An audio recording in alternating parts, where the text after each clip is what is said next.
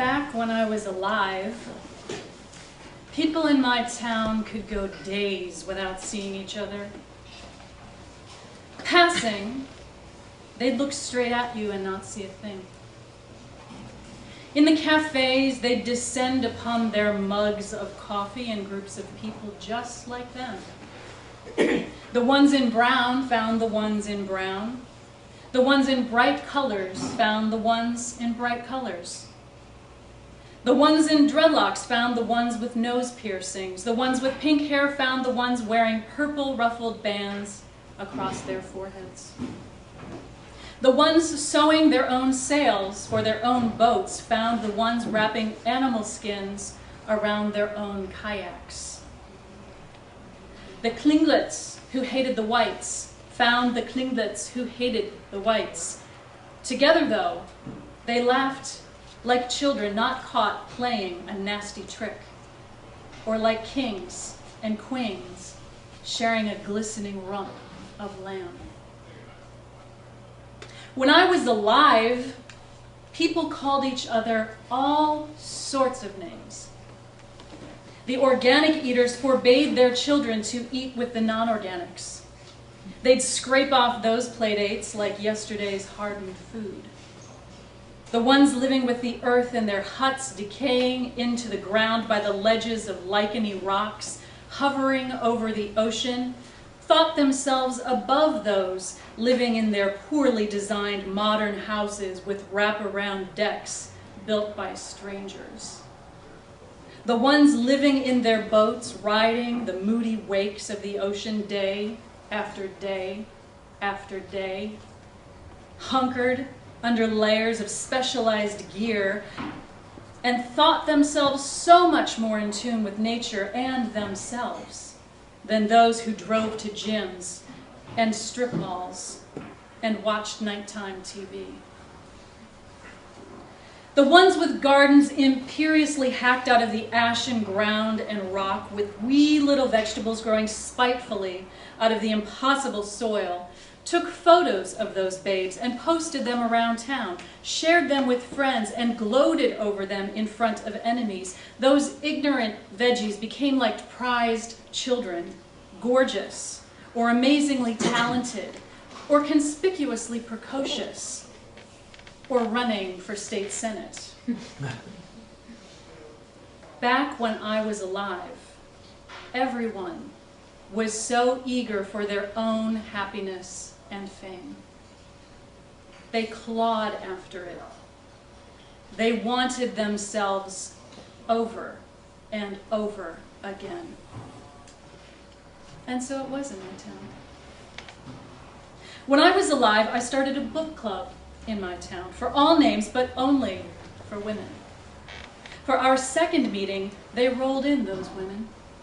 I welcomed them into my modest home, built poorly out of wood on the muskeg by the mountain, but still a beautiful home that kept me happy and warm. I had lit candles and baked a white cake, set out wine and sparkling water. There was a fire tumbling in the wood stove. They carried blonde-haired babes in handmade slings.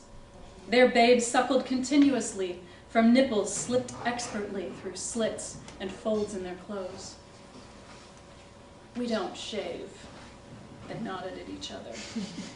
How could one? They wore their hair long, down their backs, or short above their ears. The one with the 2-year-old on her breast stood to sway him as he remained stuck to her tummy like a soft-shelled limpet, occasionally turning his head to one side or the other as the sling allowed, his large blue eyes trying to see anything at all. Please eat. I eagerly led them to the food to draw their attention away from the blank TV screen presiding over the living room, from the fact that my young child was already in bed in his own room, distant by a floor from me, his mother. The woman with the 3-year-old astride her body wore a long dress that brushed the floor. Her brown hair, not styled, fell free. She looked at me without smiling this night. She had a slice of my cake on her plate and said, Your cake is very sweet. I usually make mine with whole wheat flour and molasses. The brown-haired woman's short hair made her cheekbones look like miracles. They came together in twos and threes and talked quietly. The brown-haired woman found a place on the floor in the living room where she sat cross-legged. She pulled the hoodie of her sweater over her short hair, stuck her hands into her sweater's one large front pocket, and sat there, face stern, waiting. The mothers with their nursing toddlers found places on the ground and laid their children upon their laps. As the one eased down, her blue-eyed girl popped off her breast to look around, leaving a trickle of yellowish milk on her mother's nipple and dribbling from the corner of her mouth down her round, fat chin.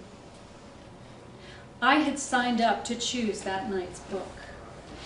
It was a book about a childlike man who spies on his family and family visitors via a series of tunnels he has dug out underneath his family's large country estate. There are several funny things he sees, but he eventually runs across a morally corrupt man who is in the process of corrupting a young man, both workers at a local fair. The young man is bewilderingly corruptible and innocent. The older, evil man is ruthless and disturbed. There are two shocking scenes. The older man makes the younger man smash a nest of eggs, and the older man makes the younger man watch as he rapes a young woman, the disabled man's sister, on the country estate. The childlike man sees all of these things from his hide and doesn't really comprehend them, but at the same time, maybe he does. I joined the circle of women in my cozy living room and sat cross-legged upon the wool rug I was happy to share. It would be a great night, I thought. We would discuss in true open-mindedness, selflessness. Yet, as I looked around, I could see them taking their cue from the brown-haired one, who still sat there with her hood over her head, obscuring her face, darknesses accumulating in the spaces between her head and hood. Well, this was my book, I began. I like it because it brings up questions about facing our own evilness and what people are capable of. Also, interesting issues around watching instead of acting. The women stared at me. The brown-haired woman seemed ill. She had rounded in upon herself as if her stomach was hurting. She stared down at the wool rug, and occasionally her body would convulse. I stared at them and tried to recover from the silence. I mean, I could relate to the older man and the younger man and the watcher. I could relate to sometimes feeling those inexplicable urges to do wrong or not do anything at all when seeing something wrong. Really deep down, sometimes there are those tinges. You know what I mean? The silence settled like a stone in my stomach. And I knew by that stone that it was already too late. It was far too late to take any of it back. I seemed to find some resilience, or was it the stupidity of stubbornness, and pushed on. Facing our own dark side, I continued into the silence, though hearing the snaps of burning wood from the stove. Coming to terms with that, understanding that it exists and what it is and what to do about it. You know what I mean? One woman shook her head. The others stared at me as if I were an abomination. Their silence unnerved me. I felt my very center begin to give way. The brown-haired woman spoke first. I felt like vomiting. She spoke to the rug, slowly, quietly. She raised her hooded head. This book is sickening. awful. It made me sick. The women nodded. It's a terrible book, another said, whose toddler had dislodged from her breast and was now walking cautiously, wobbling, in the middle of the circle of women. When they descended upon me, there was no order to my dismembering. They went at it as if they had been pent up for decades. One snarled as she bared her teeth, jumped forward, and knocked over the glass of wine by her foot. It spilled across the cream-colored wool rug, turning it magenta. The plate of food on her lap slid to her feet, and she stepped into her crackers and cheese. The grapes popped under her bare soles and splayed out drips of sweet juice. She fell into me and knocked me into the TV. Her hair was all over. The back of my head hit the TV's cold, hard surface, and I felt the impact ricochet inside my head. She thrust her chin out and pushed my head to the side. She sank her teeth into my ear and ripped it right off. I felt the blood before the pain. The heat of my blood startled me, eased me like a hot compress. She put both hands atop my chest and shoved me to the floor. I thought I could fight her off. I kicked without seeing, my arms over my head, my tongue tasting the wool rug. But then, there they were, all upon me like ravens. I felt the pressure and pull of my shoulder, the twisting off of my arm. It seemed so effortless. They dug their nails into my back and started peeling my skin down to my waist. They turned up a source of heat I had been unaware of when alive, there, always, under. You were silly for taking life for granted, I remember thinking at that moment, for not wholly realizing how alive you were. They plunged their skinny hands into my back and took fistfuls of my muscles, grabbed them like ropes, and pulled until they came right out. They were so strong, these hardy mothers and loud, laughing women. They pulled those muscles right off my bones. Inside my ears, I heard them tear and explode. I heard the gush of liquid, my blood. I felt something hot and wet under my cheek, and as it spread into my mouth, through my closed lips, I tasted salt. I tasted the life of my blood and held it there in my mouth, as if I could hold my life thus and keep it forever.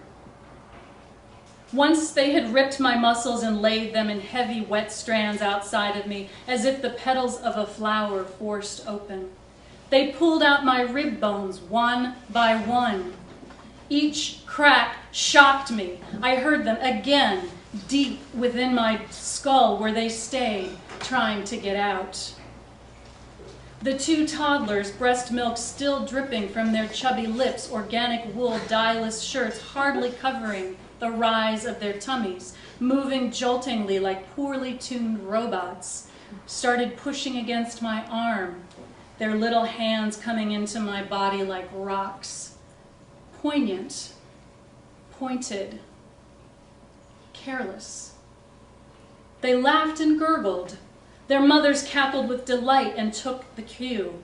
They all kneeled and shoved me right over onto the emptiness of my back, at which point I felt the pain. It sunk me and resurrected me, and over again, until I only wished to be sunk, to remain sunk forever, at which point I could feel only the desire for nothing, assuming not even the attitude of having been, alas, satisfied with a life half lived. In between, I watched them sucking on my gray-red bones, strands of life still hanging optimistically from them, as if each one could be put back together again to make me whole. I saw them bite down into my bones, suck out the marrow and swallow it down, leaving behind mouth corners glistening with blood and fat and cholesterol. They bellowed with happiness. They released boisterous laughs into the candle-infused room. The wool rug was wet my blood black, bubbling from their footsteps and knees and elbows as they rolled around, bones and muscle and tendon and fat hanging from their mouths, sometimes falling out during hysterical laughs, bursts of loud joy. The mother with the long red hair, the homemade sling tied around her waist and hanging down her back, collected bits of me in her wake, then stood over me and looked down into my lidless, wide-open eyes. She dangled my life above my nose. It dripped onto my face, slid down my nose, onto my cheeks. I reached out my tongue as I felt the drip slide down, wanting to catch the last of it, the last of my life. But they escaped onto my neck and fell into the gash the women had opened there, descended into my lungs to warm a glowing, growing cold spot. Back when I was alive, people were so silly. They hated so easily. They made fun and killed with sarcasm. They hoped it would make them feel better, but it made them angrier and hungrier and more scared, and made them feel even more right. Back when I was alive, people ate each other all the time. The women had me in their mouths and partitioned, cracked, broken, strung out upon the floor. They were howling in laughter and busy with each other's reaffirmation. They had so many names for me that when they spoke, it sounded like the speaking of tongues. I couldn't recognize anything. But steadily, the bloody, shocking, whirling around me turned into a delightful, hazy hum. It seemed to be the quiet undertones of God coming to me finally, like pure, true, selfless, loving language. I watched the candles flicker like fairies in the mirrors upon my mantel, felt the heat from the wood-burning stove, saw the books upon my bookshelves, knew the exact one I'd bring out to read next, thought of my beautiful son, asleep downstairs in his smell and heat, and even then, destroyed, dying, in parts upon my lonely, bubbling floor. Even then, felt the love of my life.